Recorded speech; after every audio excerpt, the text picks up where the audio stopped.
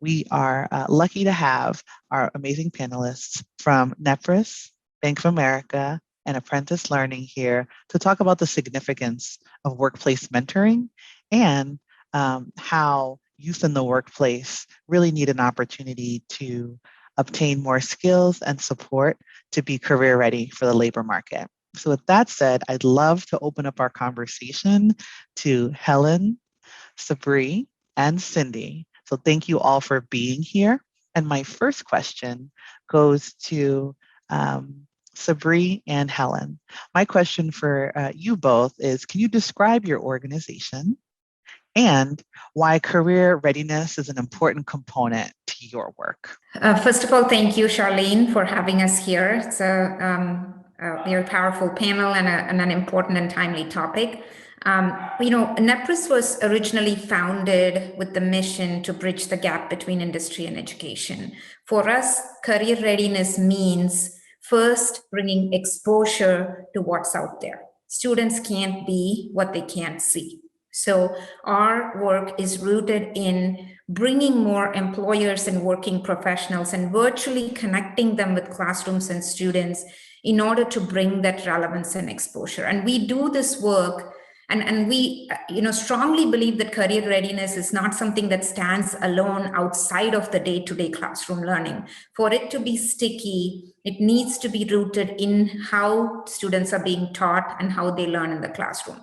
For example, if a student is learning about ratios and proportions, at that point, they should be able to connect to an architect. So that is where it really becomes sticky. So that's what we do, is tying industry engagement into the curriculum, tying companies, giving companies a platform and an opportunity to engage their employees in the day-to-day learning in the classroom that happens, and in the process of bringing relevance to learning, bringing career exposure to all students. So career readiness, really, it's sort of the three pillars, right? First is occupational identity. It's what students believe they can be. They can't believe they can be something if they don't know what exists out there. Two is the skills. It's about, what kind of skills do I need in order to prepare for the workforce. And for that, employers can play a more direct role in helping students acquire those skills through the virtual platform. And the third is social capital, by introducing students to people, places, and experiences that they normally don't have an opportunity to see or engage with, to take them outside of the four walls of their classroom. That's where we start rooting those seeds, planting those seeds of how to meet new people and start building that foundation of having that social capital. So these are the three areas how we think of career readiness. Thank you so much, Sabri. That's super significant, especially thinking about how you're rooting kind of career readiness in a curriculum and making sure that young people have an opportunity to expand their professional networks at such a young age. Helen, same question to you. Describe your organization and why career readiness is an important component to your work. Thank you, Charlene. And it's so nice to be here today with such an amazing group of colleagues. Apprentice Learning was founded in 2012, and largely out of the work that I had done in schools, where when I walked into an 8th grade classroom as the director of external affairs in a K through 8 school, the students would all ask me about getting summer jobs. Now, these were young people that were still too young to officially work. And what I realized is that they didn't want to do a program. They didn't want to do a camp. They really were eager to join the adult world of work, and they didn't know how. So we started a program that was an essential, integral part of the school day, where young people left school and traveled to a nearby workplace and worked for 2 hours and then returned to school. And I have to say, back when we first piloted this back in the late 90s, I wasn't so sure that the students were really going to either show up at work or return back to school. And I was really delightfully surprised. Apprentice learning is designed to be developmentally appropriate and engaging for middle school students. early career information, early career education, we all know is essential. And practice makes perfect in terms of career skills. The earlier we can identify a young person's potential, what their interests are, help them understand what they're good at, and as Shabri said, give them an opportunity to learn about the variety of career opportunities that are just outside of their schools and neighborhoods. It puts them on a path to success. So Apprentice Learning targets 8th grade students. We work with 5 schools in Boston. We serve 200 students who participate in 6 classes during the school day where they identify their skills, strengths, interests, what their learning styles are, and then they select from a list of businesses where then we go back to families and teachers and help them make a match to a business or an organization that interests them.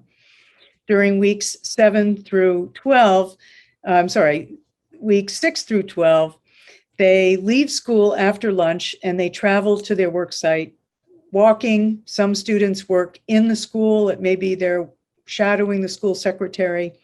Others are going to financial services places, banks, technology industries. We have a partnership with Warrior Ice Arena, which is the practice ice for the Boston Bruins. And they work for 2 hours and learn a variety they practice the skills they've learned in our prep sessions. They interact with adults, they create meaningful relationships. And the travel and the idea that we are treating them independently is just as important as going to work and the work itself. Part of the skill session, part of the skills that young people can learn before they even show up for work is what it means to be on time and the importance of punctuality. Navigating a lobby in a corporate building. For many of the young people that we serve, they are unfamiliar with those environments. So being able to show them how to tap through, how to go to a security desk, how to summon an elevator, all of those skills give them the confidence to be able to navigate a very unfamiliar environment. Currently, our program targets schools where students are at risk for disengagement. 90% of the students come from low-income families. Half speak a second language at home other than English. And these are students who are not on a track, at least in the Boston school community, to attend one of the city's selective high schools. So we feel that these students can really benefit from additional support and the exposure and independence that our program offers. So we have an 8th grade apprenticeship program. Once a student finishes their apprenticeship program, our staff support them to find a paying summer job. About 40% of the students who are interested in finding a job land one. We have a preparatory program that begins in 7th grade that introduces the young people to our apprenticeship program. And then we are beginning to offer additional services to our alumni, including a 5-week summer program for girls and a 9th grade, which is a paid program, and a 9th grade school year program that helps prepare 9th graders to apply for summer jobs.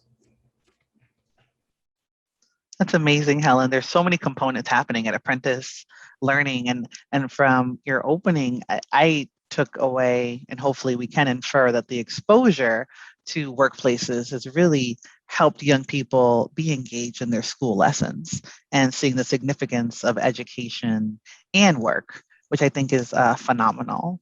I'd love to transition to Cindy and welcome her to the conversation. And Cindy, may I ask, what made Bank of America decide to get involved with workplace mentoring? And can you please outline Bank of America's commitment to workplace mentoring? Yeah, happy to, Charlene. Thank you.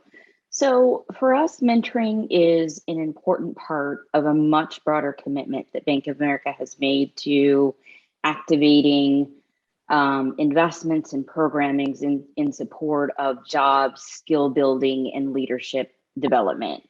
Our efforts include a focus on young people with an emphasis on underserved. It's also a part of our commitment to really addressing the need to create more economic opportunity for young people of color.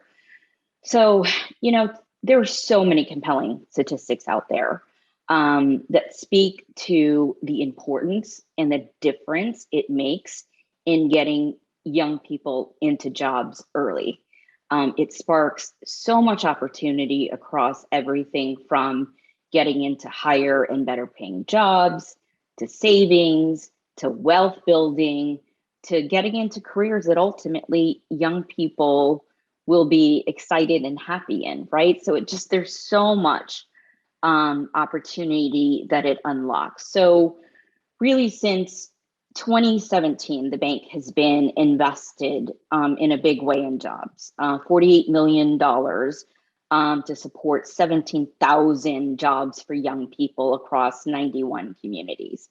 And I think just circling back to the topic of mentoring more specifically, we get it. When you put young people into jobs, especially early in their career, they need support. There's so much that they haven't seen and done yet. So to have somebody stand with them and share their experiences, just care about them, it's important not only in that first kind of job, but what we hope is obviously there's a relationship that forms, and that's the sort of person and mentor that can be with them in their lives as they continue to grow their careers. I couldn't have said it better myself, Cindy. The significance of relationship-centered workplaces is critical for this generation of young people, but frankly, even for the managers that are currently employed and on a strong career path. Everybody needs that support and relationship that's going to make them feel validated in the workplace and inspired to keep going. So I sincerely appreciate you sharing more about Bank of America's commitment to workplace mentoring. So Bree, I'd love to turn back to you, and I hope you can tell us more about NEPRIS, and specifically, can you tell us how NEPRIS is connecting professionals to students in the classroom? We'd love to learn more details about that. Yeah, absolutely, Charlene. So, NEPRIS, like I said before, was founded with the mission to bridge the gap between industry and education. So we come at it from, technology can really help scale employer engagement with students. Many employers traditionally through mentoring programs were reaching schools within their communities, which we still support, but we are also because we're a technology solution and it's a virtual platform, we're able to give employers a platform to say, if you had 100 employees involved in connecting with schools, now you can have thousands of employees involved with connecting with schools. And we also come at mentoring from a different angle, right? I don't know if you all know about the book, Who You Know by Julia Freeland Fisher from the Christensen Institute. Her research was based on weak tie relationships versus strong tie relationships. The weak ties are the ones that lead to opportunities. Strong ties in mentoring are so important for students to have that one person and a role model that they can continue to lean towards for more emotional support.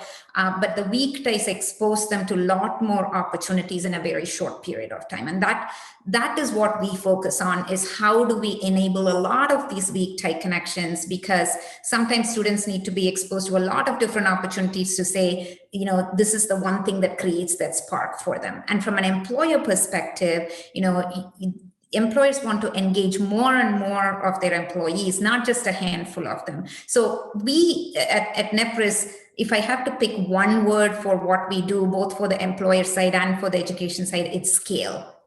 So far we've connected over 1 million students with employers from over 250 different types of career clusters. There's over 46,000 professionals that we've connected with 1 million students. So like a company like a Verizon or AT&T that we're working with, traditionally, if they had small programs where they were connecting with their local schools, now they're able to expand that within their local school, but they're also able to sort of give the same program on a platform across all of their different locations, across their field offices, across even outside of the country, different locations outside of the country. Everybody has a uniform program to participate in without leaving their office. So that's the employer side. But from the school district side, mentoring can take on different forms, right? So we kind of come at it from saying, what are these weak tie connections and how can we integrate it with curriculum? So for example, I gave you the ratios and proportions example.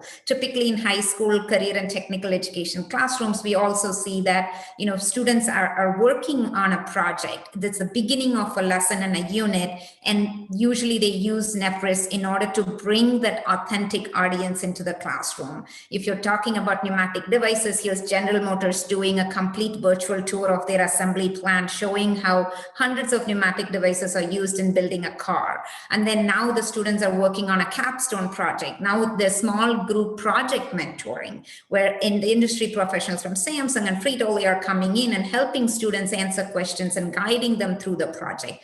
Okay, now it's the end of the lesson and end of the capstone project. Now students actually have a platform to present their projects to a panel of virtual industry experts from all over the country. And I mean, when we talk about those three pillars of career: skills, occupational identity, and social capital, we check each box, right? I mean, what better way to give, enable those skills, then give the students a platform where they're actually presenting their projects, they're communicating with outside professionals, giving them that first-hand connection where they can actually practice their skills. Those are the things that we work towards. I mean, when we started, we said, okay, how do we bring relevance to learning? But today, both educators and the companies that we work with have taken this in so many different directions.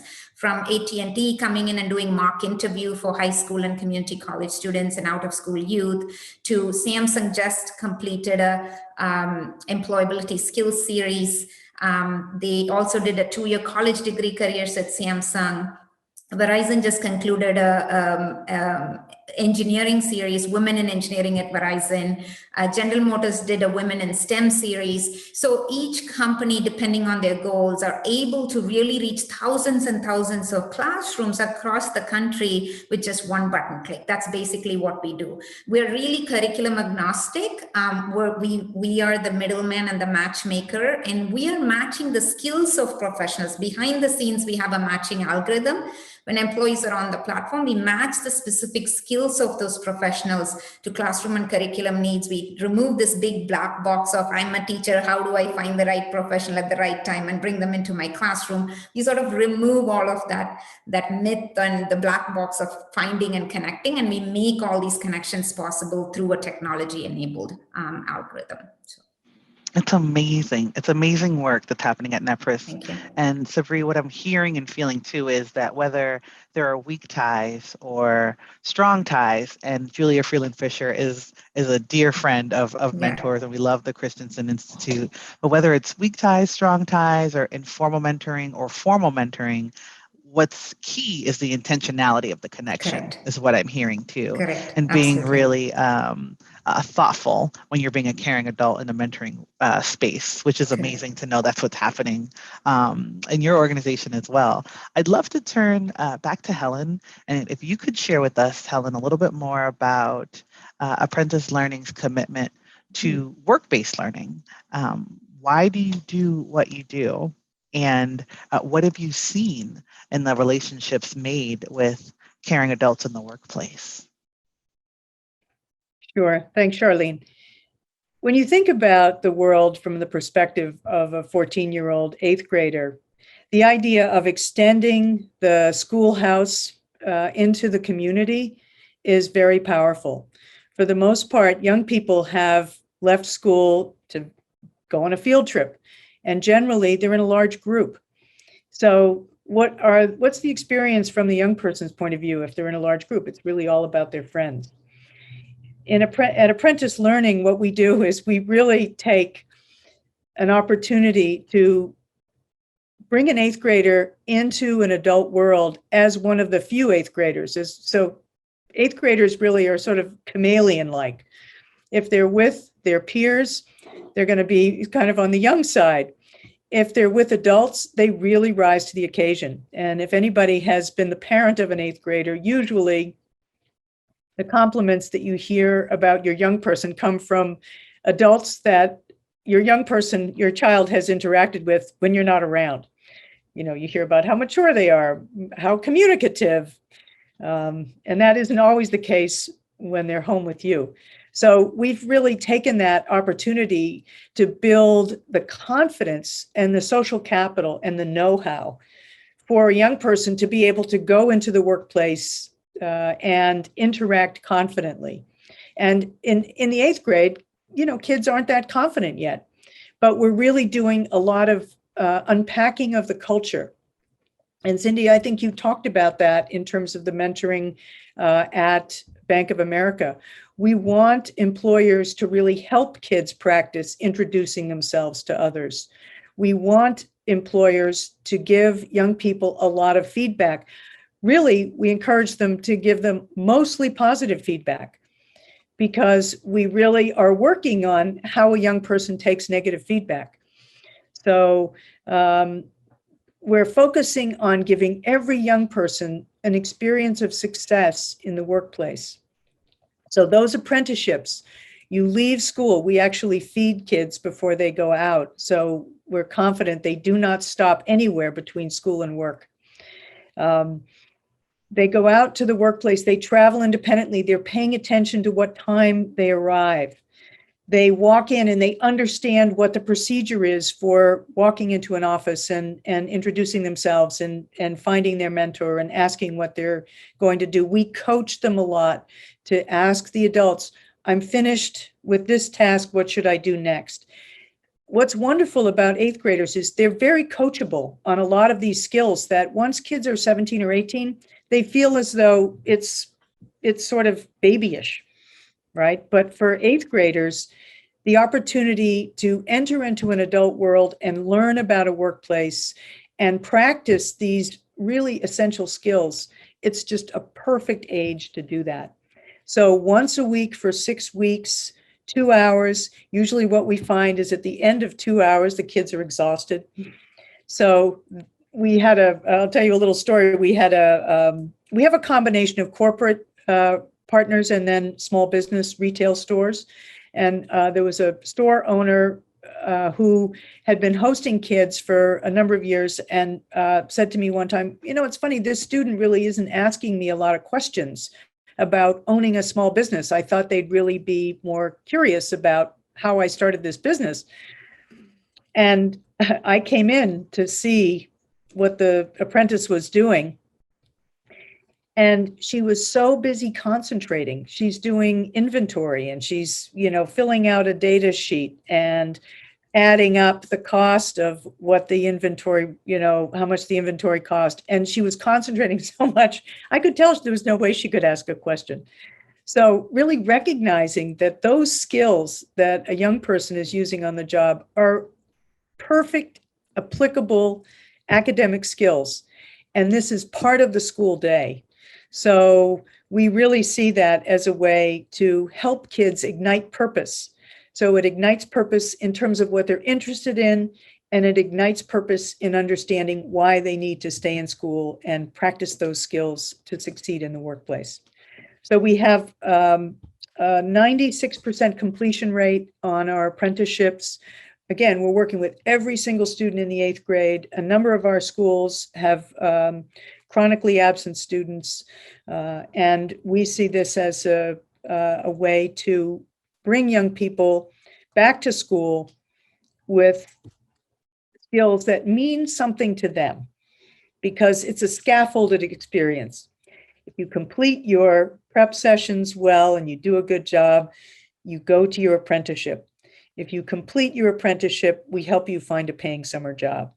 And for young people, particularly those who are from under-resourced communities and families, they're very eager to work because they want to support their family. They really are eager to help out. So it's a very motivating experience. And Shabri, I love your concept because scaling is something we think about a lot. Sort of, is this an experience that we can scale? And I think it's a modular experience. And at the same time, one of the things that's been really wonderful to see is the kind of individualized attention that this program provides for students in schools that are often, they're sent through school in large groups. So this individualized experience has a very powerful effect on their own self-esteem and their own confidence and their own ability to take it to the next step. I agree emphatically, Helen. I think too, something you noted about confidence earlier, in young people in apprentice learning and how that gets built throughout their time with you all did remind me of the FutureScape resource and how there's an opportunity for young people when they're paired with a caring adult to do a little bit more career exploration and maybe find a career path that interests them so that they're learning self-advocacy and agency to ask either apprentice learning or whatever programs that they're a part of to say, hey, I want to learn more about like this career path. Like, could we try to find me someone to talk to, an informational interview? I also took from your points to the significance of feedback. Feedback, I think, is critical for all of our growth, no matter how old we are. And it is important for young people to be able to receive constructive feedback. But I think something important that mentors working on too is supporting caring adults through our Connect, Focus, Grow curriculum and being able to receive feedback from young people as well and encourage that. We want to be able to, again, build up young people's self-confidence in that way to remind them that they matter, they have agency, and hopefully one day they'll be taking over our jobs and being the leaders of the world. And so being able to provide feedback in a way that is professional is also important and critical is what I'm hearing too. So I can't thank you and Sabri enough for your contributions to youth workplace and workplace mentoring of young people. I'd love to turn the conversation back to Cindy and ask Cindy, can you share Bank of America's new efforts to elevate the importance of mentoring opportunities for young people and jobs for young people? Happy to. We have, to be fair, a number of new efforts underway, but I want to speak to the one I think that is closest to home, so to speak, for me. A part of what I do at Bank of America is I lead activation of some of our marquee sponsorships across sports leagues like MLB, NFL, NASCAR, marathons. And so we put a challenge on the table, thinking about our commitment to jobs and young people. And we essentially went out and had a conversation across 16 or so of the most iconic sports brands in the US, and just had a conversation about why Bank of America is invested in youth, in jobs specifically that come with mentorship. And I think what was so surprising to us as an organization is the teams were already about this. They were already focused on youth and career exploration and mentorship. They are people that live in these communities just like us. They see the need out there. And so then the question really became, how can Bank of America partner? We're already partners with these teams in a number of different ways. Why not about this? It's important. Let's figure it out. And so essentially we arrived at a place where in partnership with all of these teams, we're doing three things. One, they are hosting Bank of America Youth Interns.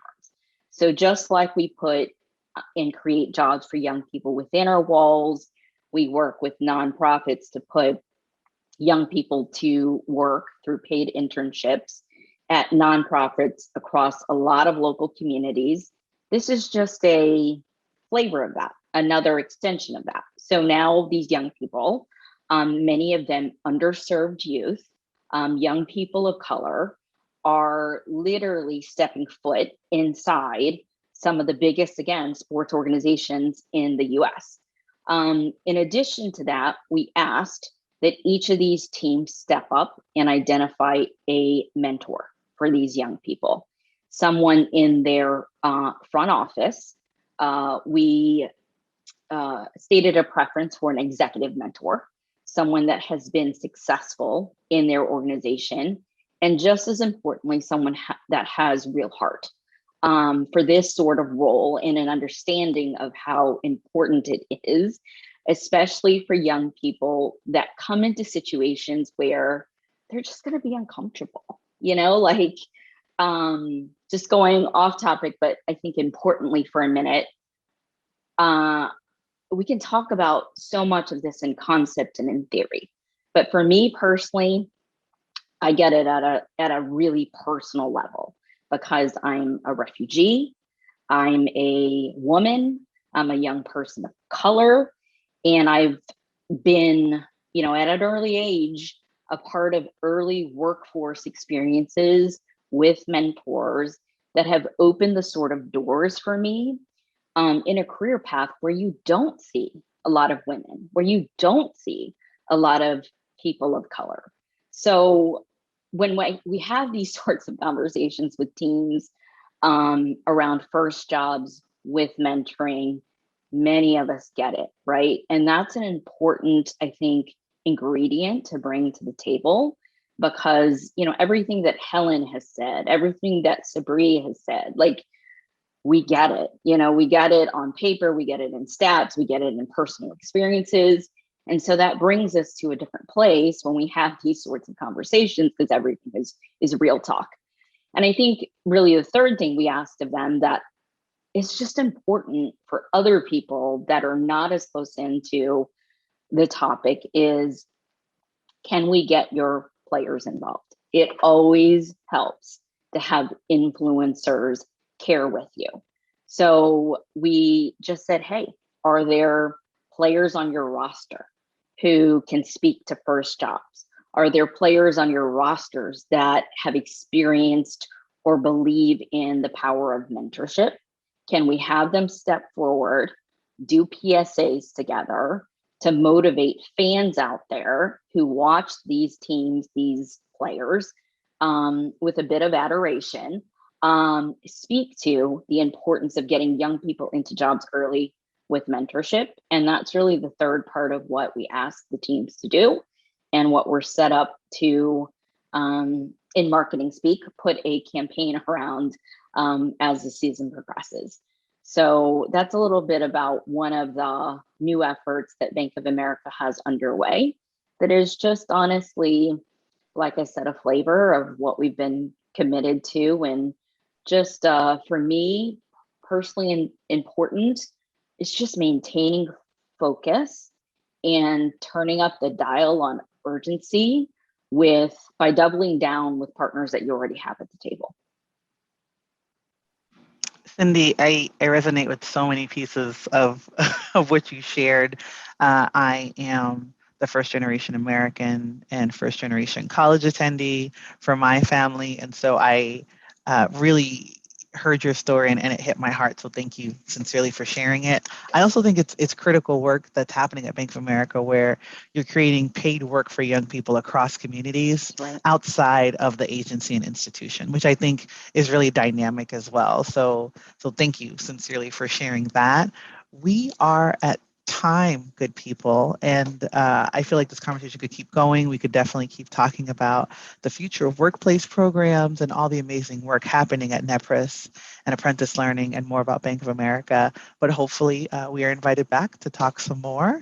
American Student Assistance has been an amazing partner in making this conversation happen, and Mentor is also super grateful to moderate the conversation. So with that, we say thank you so much for all those great people who are out there watching us, and we hope to return back soon with more content around workplace mentoring and supporting young people.